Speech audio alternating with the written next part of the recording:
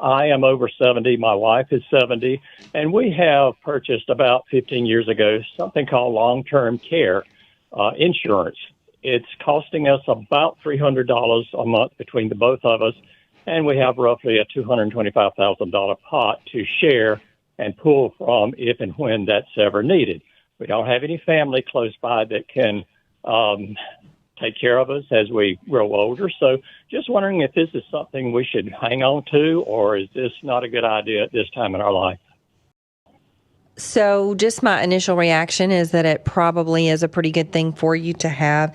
How has the price been since you had it? Have you seen increases? Is it going up again? Yes, just seen an increase in the last 2 weeks. Probably went up about 12%. Yeah. And how is the affordability? I mean, is it a burden on you to continue paying the premium, or are you just wondering if there's a better use for funds?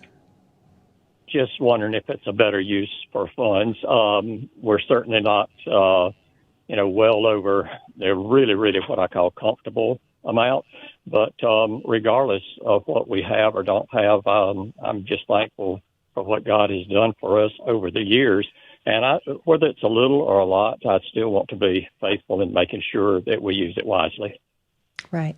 So let me ask you this. If you didn't have the coverage and one of the two of you needed long-term to start receiving long-term care benefits, would that put the other spouse in jeopardy of using up the majority of your assets, or would there still be plenty of leftover? There would be some left over, but at the cost of care in the area where we live in, we're talking about round figures of about $8,000 per month for care per person. Yep. So I would suggest that as long as the premium's not a burden to you financially, that you should probably keep it. Okay. Those are the things that you kind of weigh out. Is it something that you can continue to pay for the long term? If you think that, in a couple of years with inflation happening and all of these other things, that it's going to be a burden for you to pay that monthly premium and you would lose coverage anyway, then it might be a better idea to not keep it, but it doesn't sound like that's the case for you.